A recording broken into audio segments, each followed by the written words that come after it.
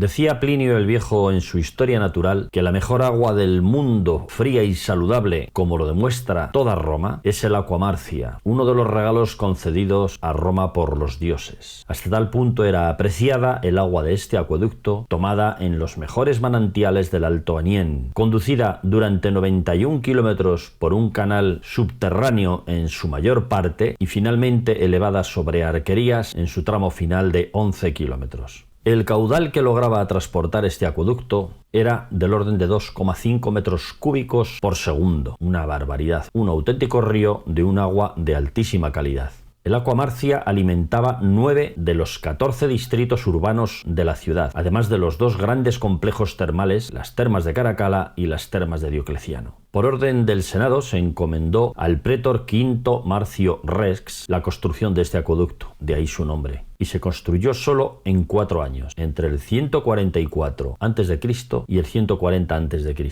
Esto supuso una tramificación de determinadas longitudes para poder contratar cada una de ellas a empresas diferentes y construirse de esta forma todo a la vez. Este era el potencial constructivo y económico que en ese momento ya tenía Roma después de los muchos territorios conquistados. Pues bien, hoy me quiero ocupar de este acueducto, pero no os voy a hablar de todas las facetas o todos los aspectos del acueducto. Os voy a hablar solo de los grandes gigantes, de las enormes arquerías, unas por altura, otras por longitud, que este acueducto tuvo que disponer para salvar algunos de los valles difíciles que encontraba en su recorrido en una orografía realmente complicada como es toda esta de la Italia central, entre el Alto Aniene y Roma. En otro capítulo os hablaré de otros aspectos muy interesantes, porque tiene unas galerías absolutamente espectaculares, kilométricas y algunas con unas obras realmente ingeniosas y únicas en este género. Pero hoy os voy a hablar de sus grandes arquerías, que también son, en muchos aspectos, únicas en su género. En este mapa os muestro el recorrido del acueducto Marcio. Más de un tercio del mismo discurre paralelo al río Aniene, como ocurría con otros muchos acueductos que captaban en aquella zona alta. Ya sabéis que este fue solamente uno de los 11 acueductos que la Roma imperial llegó a tener en servicio al final de sus tiempos. Este fue el tercero que se construyó. Pues bien, justo antes de que el acueducto se separase del curso del Aniene, se obligó a cruzar el propio río mediante algún puentecillo que os voy a señalar y que está en ese punto. Ahí veis un aspecto del Valle del Arci, muy cerca a la población de Tivoli, donde veis un enorme acueducto con una fortaleza que se construyó en la Edad Media sobre él. Pues no es este el que vamos a tratar en esta ocasión. Ya lo veremos cuando le corresponda a su acueducto. Hoy vamos a hablar de aquel pequeñito que se ve al fondo y que os enseño con una flecha, que es el que llaman il Ponte degli Arci, un pequeño puente que todavía se conserva por el que pasa la actual carretera. Debajo de él, ocupando uno de sus apoyos, podéis ver una sección del Anio Vetus, de forma que en este trocito pequeño coinciden 3 acueductos. Este de abajo, el Anio Vetus, el arquito de arriba, que es el Aqua Marcia, y al grande que hemos visto al principio, que es el Anio Novus. En 2008 parece que aún se sujetaba solo. Actualmente lo han tenido que apuntalar con este dispositivo metálico que lo afea enormemente, pero seguramente ha sido necesario y por eso lo han hecho. Este es probablemente el puente más pequeño de todos los que os voy a enseñar. Algunos de ellos son verdaderos monstruos. Este es el caso del puente de San Pedro, un enorme puente acueducto que tuvo que ser reforzado con arcos de ladrillo internos, incluso forrado en ambas caras con otros muros de ladrillo, cegados muchos de sus arcos, y que finalmente llegó a finales del siglo XIX-XX con este aspecto que estáis viendo en esta foto. Y os enseño esta foto porque desgraciadamente hoy uno de los males que aquejan a las arquerías de los acueductos de Roma es la vegetación. Todas ellas están devoradas de una manera infame por la vegetación, que además los está destruyendo. Y esto es así porque en esta misma cara y desde esta misma vista, hoy lo que se puede ver, y desde luego a vista de pájaro, porque desde tierra ni siquiera esto es esto. Es una especie de bosque con un pequeño claro donde parece que emergen los restos de una ruina, de un acueducto. Y sí, este es el puente de San Pedro del Aqua Marcia, puente que está sufriendo enormes daños como consecuencia de esto. Aquí veis la otra cara,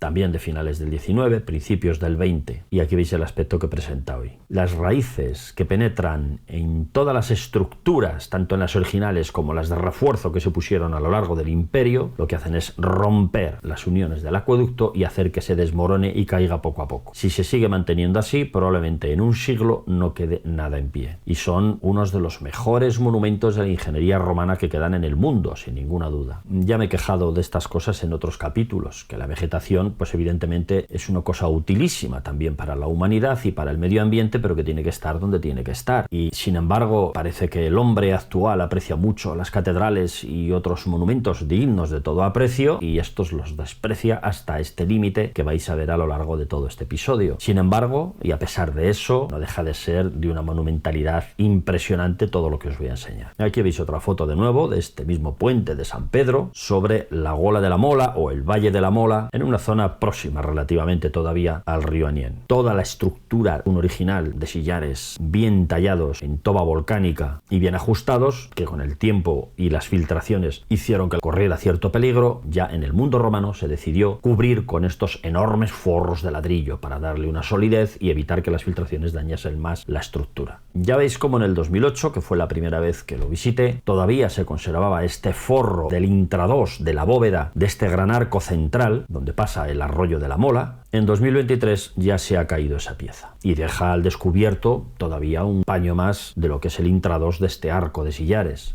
Y también deja al descubierto la causa de este deterioro y de esta rotura. Esas enormes raíces de la hiedra y de toda la vegetación que está creciendo sobre el puente. Lógicamente, las raíces al engordar hacen que los paramentos directamente revienten. Pero bueno, a pesar de la rotura, yo voy a aprovechar para mostraros unas imágenes y veis como hay todavía esos sillares del interior, conservan algunas de las huellas de elevación de las tenazas, esos agujeritos que tienen en el centro, sus uniones todavía son perfectas. 2000 años más tarde, después de las filtraciones y de los daños que sufrió, que obligaron a recubrirlo con toda esta inmensa obra de ladrillo, que es una especie de hormigón de ladrillo y cal sucesivo, hasta formar unos paredones tremendos en cada lado. Realmente forraron el puente por los dos lados, cegaron muchos de los arcos, y el arco central, que no podían cegarlo porque pasa el arroyo, lo redujeron de luz al forrarlo también todo el interior, todo el intradós de esa bóveda. Aquí veis un aspecto de cómo son la zona más alta de este arco, cómo eran antes de que cayese ese forro, como ha caído ya el último trozo que quedaba, cómo están separados los forros de ladrillo del arco primitivo de sillares, probablemente por las raíces de 2000 años de sucesivas generaciones de plantas que lo van abriendo y lo van reventando poco a poco. Y bueno, aunque esto nos permita a nosotros examinar el interior de la fábrica, como era originalmente, esos sillares de piedra porosa de toba volcánica que son los habituales en la zona, y el enorme gasto que se hizo después para poder forrar de ladrillo y dar estabilidad a esta estructura, pues no deja de ser lamentable que esta ruina vaya avanzando de una manera tan impresionante, precisamente porque no se limpia. Incluso algún arquito menor que todavía no se ha desprendido todo su forro, ya veis cómo las fisuras están marcando los paramentos originales de sillares de lo que luego ha sido el forro de ladrillo. Así que evidentemente, si esto no se libera de vegetación por cualquiera de los medios, no solo limpiándola, sino matando las raíces y evitando que vuelva a crecer, pues la ruina está servida, desde luego. No obstante, a nosotros nos ha permitido para ver esta impresionante ruina del puente de San Pedro en la Gola de la Mola, que se llama así, y observar detenidamente este primer gigante de los varios que vamos a ver. Estamos hablando que este arco central tiene 16 metros de luz.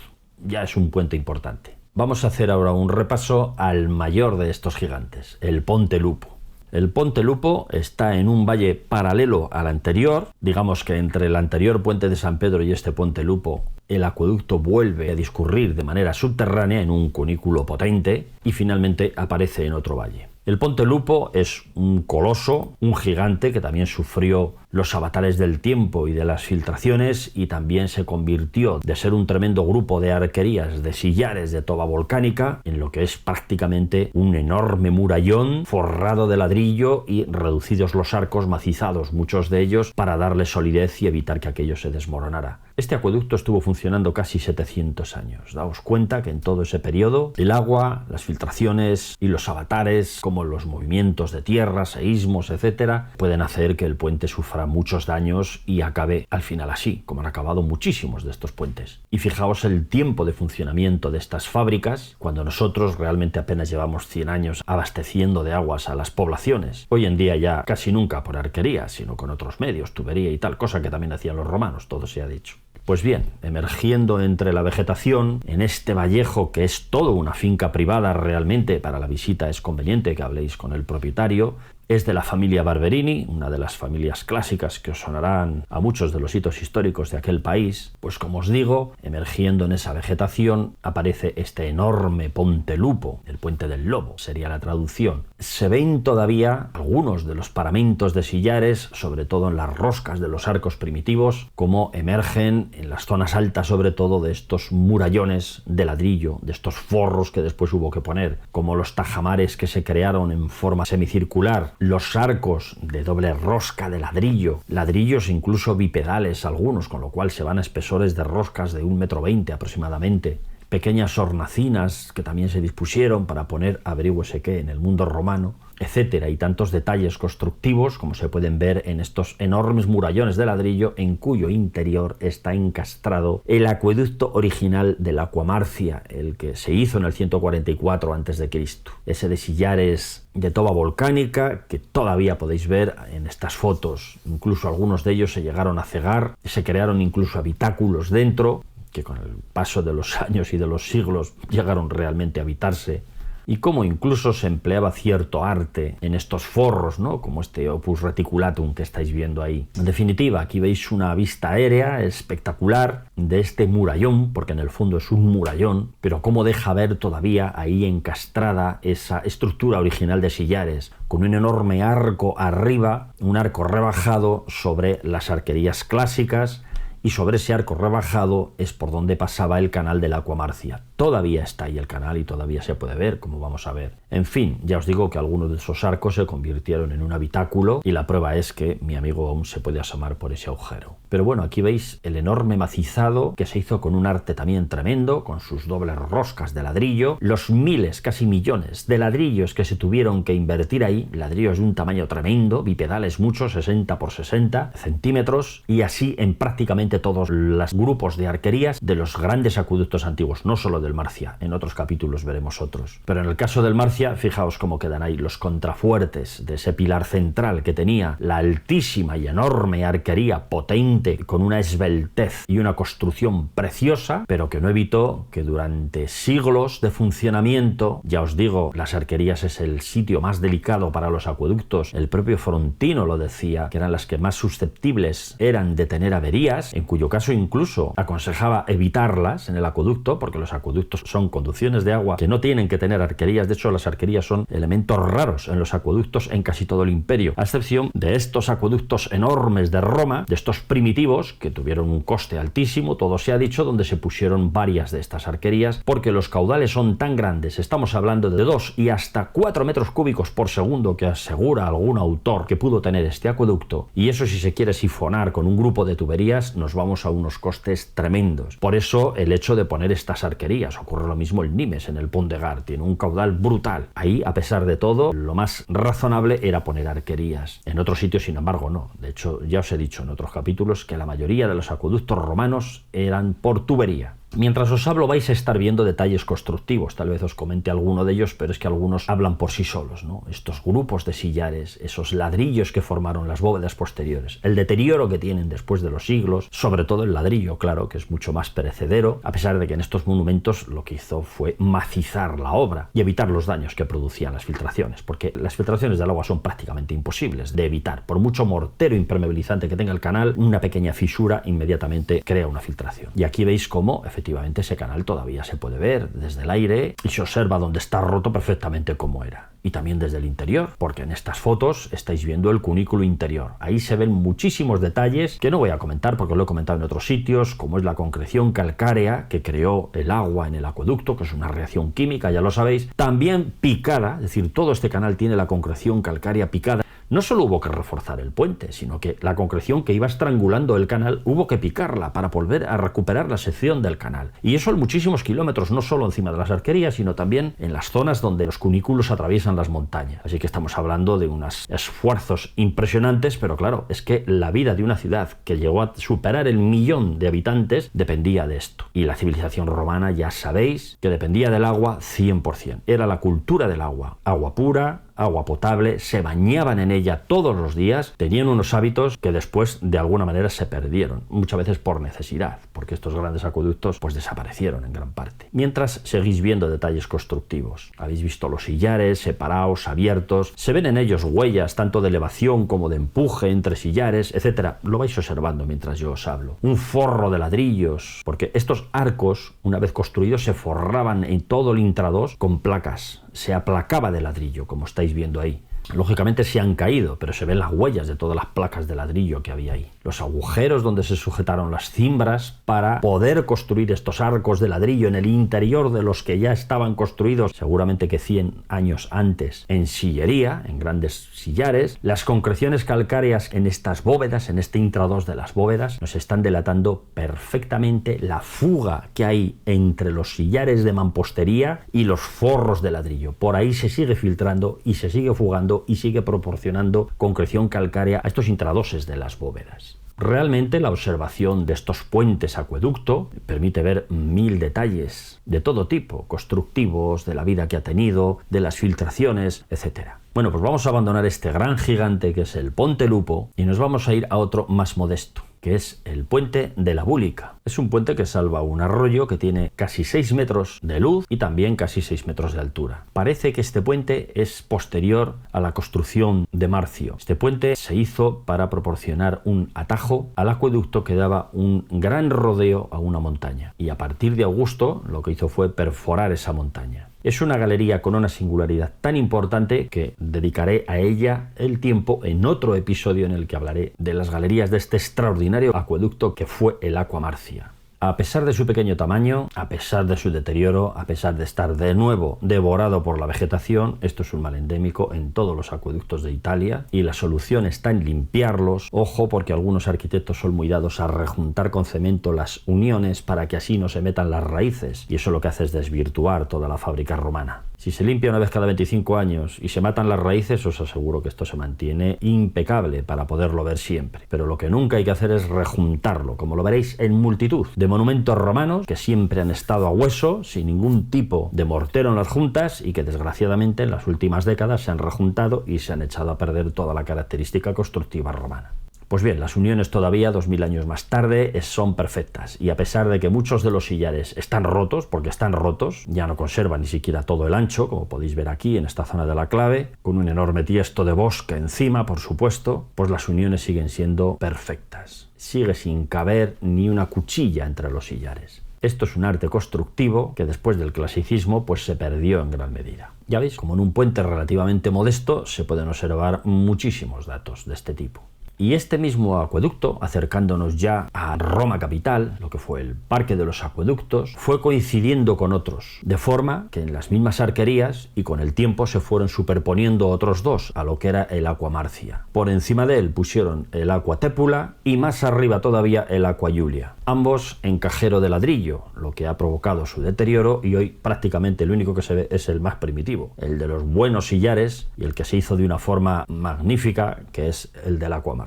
Aquí veis distintos aspectos, como cambia incluso el color de la roca en la zona de lo que es el cajero donde iba el canal, de los arcos de sujeción que tienen un color más clarito. Os voy a mostrar detalles de este trocito de lo poco que queda del Aqua Marcia primitivo en el Parque de los Acueductos para que veáis cómo se hizo con un enorme arte. Por ejemplo, con estas acanaladuras verticales en la unión de los sillares que formaban el cajero por el que iba el agua para meter un mortero de cal en ellas y aumentar la impermeabilidad de esas uniones. Esto es verdaderamente espectacular, al margen de que después todo eso se revestía de opus igninum, todo ello también. Por encima, en algunas de las fotos, podéis ver un cajero de ladrillo ya destruido, que sería del Aqua Tepula, y todavía más arriba, todavía se ven algunos trocitos, quedaría el Aqua Iulia. Es decir, aquí van tres acueductos uno encima del otro.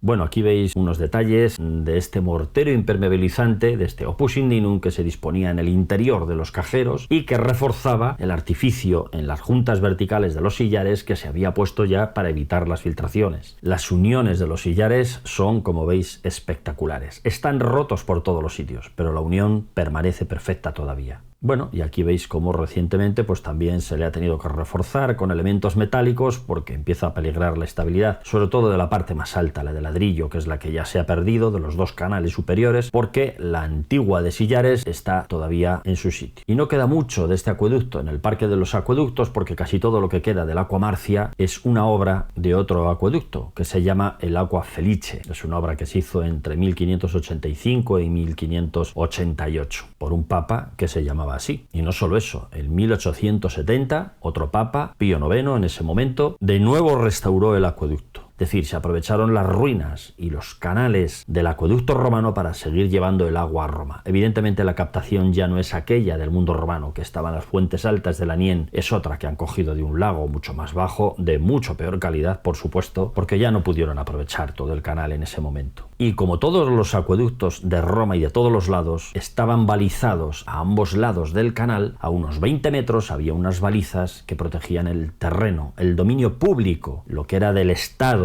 para proteger el acueducto y la calidad de las aguas. Ahí no se podía sembrar, no se podía cultivar, no se podía, por supuesto, hacer ninguna actividad que pudiera alterar la calidad de las aguas. Y de estos tipos todavía se conservan muchos. Algunos como este está allí en el Parque de los Acueductos, pero yo he visto por el monte, y los veréis en sucesivas entregas que os haga de otros acueductos, por el monte se encuentran tirados muchísimos todavía, de aquellos antiguos balizamientos estatales de los acueductos públicos. Y cuando alguien había pagado el canon que le daba derecho a un determinado caudal de ese acueducto, se producían derivaciones. Esto ocurría ya, evidentemente, en Roma. Y en este caso, que se trataba de una villa importante, la villa de los Viñace, que se llamaba así, allí en lo que hoy es el Parque de los Acueductos, pues previamente al consumo del agua, establecían un enorme decantador alimentado por el Aqua Marcia, desde el que se suministraba la villa, para sus usos de boca, de baños, etc. Ese decantador es ese que estáis viendo ahí, en este pequeño vuelo, y os lo marco, que está junto al Aqua Marcia. Al fondo estáis viendo el Aqua Claudia y otros acueductos tremendos que veremos en otra ocasión, aunque todo este Aqua Marcia que estáis viendo es precisamente el del siglo XVI,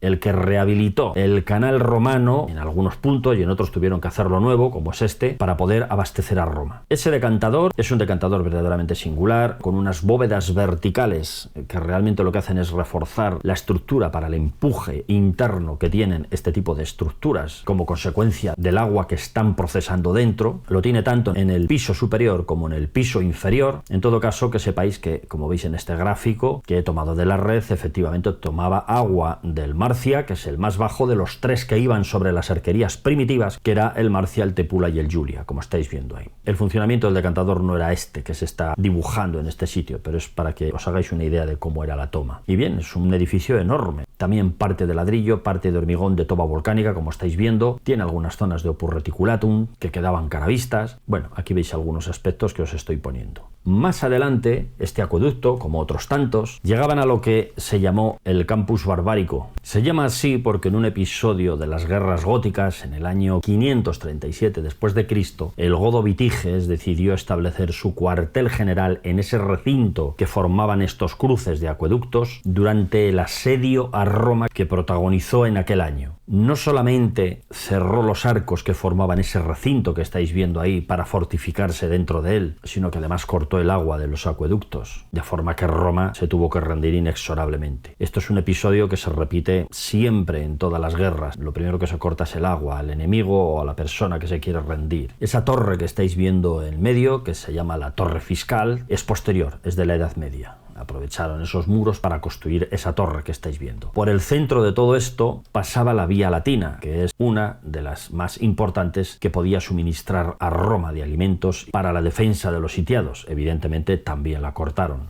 además de fortificarse en este recinto, porque los acueductos se cruzan dos veces, como veis, en apenas 300 metros de longitud se están cruzando dos veces. El acueducto triple que veis ahí a la derecha, en primer plano, es el que tendría de abajo a arriba el Marcia, el Tepula y el Giulia, y el de la izquierda, que son arcos mucho más altos, es el Aqua Claudia, el de abajo, y el Anionobus, el de arriba. A lo largo de mucha longitud todavía se pueden ver hoy en día algunos de estos enormes grupos de arquerías. Aquí veis una foto de la zona de Tor Fiscale, donde veis a la izquierda, precisamente veis el Aqua Marcia, pero no es el Marcia primitivo, es el Aqua Felice, el que hizo el Papa Felice Peretti, que se llamó Sisto V en el siglo XVI, pero que está en el mismo trazado donde estaba el primitivo completamente desmantelado para poder construir en parte este acueducto y en parte otras cosas en su momento. Esa sería la Tor Fiscale, que todavía está en el sitio, y este grupo de sillares con unos arcos más altos sería el cruce del Aqua Claudia y el Anio Novus, que estaría más arriba, que todavía conserva un montón de arquerías en esa y otras zonas de Roma. Si avanzamos hacia Roma por la Vía Mandrione, que se llama así, podemos ver varios grupos de arquerías superpuestos, en este caso ya pegados y paralelos. El acueducto Felice, que es el que continúa el trazado del Marcia, que es este que veis aquí primero, el abovedado. Detrás el Claudia, que es el de sillares, cuyo cajero y el canal se ve arriba del todo, y por encima de él, que era de ladrillo ya desaparecido en su mayor parte, estaría el Anio Novus. Aquí veis un detalle donde se ven de nuevo estos tres acueductos, los arcos del Claudia ya cegados, y arriba del ladrillo todavía se ve lo que era el cajero del canal del Anio Novus. Y paradojas de la vida, años 50 del siglo XX, en este mismo sitio, como estáis viendo, en esta misma Vía Mandrione, vivía la gente en chabolas adosada al acueducto, y las pobres mujeres tenían que transportar el agua en baldes en la cabeza, en cubos en la mano, teniendo la ruina de unos acueductos formidables que llevaban no menos de 2-3 metros cúbicos por segundo, tanto el Marcia primitivo como el Claudia primitivo. En total, igual había 10 metros cúbicos por segundo, que era una brutalidad entre esos acueductos primitivos que 20 siglos más tarde sirven de marco incomparable para la miseria todavía de la edad contemporánea. Y así es como finalmente se llega a la Puerta Mayor, a la Porta Maggiore en Roma, donde de nuevo están los tres canales superpuestos uno encima de otro. El antiguo Aqua Marcia y finalmente los dos cajeros que se ven perfectamente arriba, que sería el Aqua Tepula y el Aqua Giulia. Aquí veis cómo Ashby en 1920 y tantos dibujó este aspecto, ¿no?, de los tres canales superpuestos en la Puerta Mayor, incluso las cotas que tenía cada uno de ellos. El Aqua Marcia con 54,64, 1,20 m más arriba aproximadamente el Tepula y más arriba el Giulia. Thomas Ashby fue un pionero de la arqueología allá a principios del siglo XX, que cartografió y describió todos los acueductos de Roma en una labor impresionante. Hablaremos de él en otros episodios. También en la Puerta Tiburtina están los tres canales superpuestos. Lo que pasa es que os traigo estas fotografías antiguas porque es precisamente de los poquitos sitios donde se ve, y aquí en esta que está un poquito de perfil, hoy no se puede ver así, veis los tres canales, más o menos uno encima de otro de lo que es la Puerta Tiburtina. Pues bien, y así es como llegó a Roma uno de los grandes colosos que canalizaban el agua desde las fuentes del Anien hasta la capital, el Aqua Marcia, 91 kilómetros construidos solamente en 4 años. Figuraos que si se hubiera que hacerlo hoy, con nuestros métodos modernos, esa misma obra, que técnicamente podríamos hacerlo,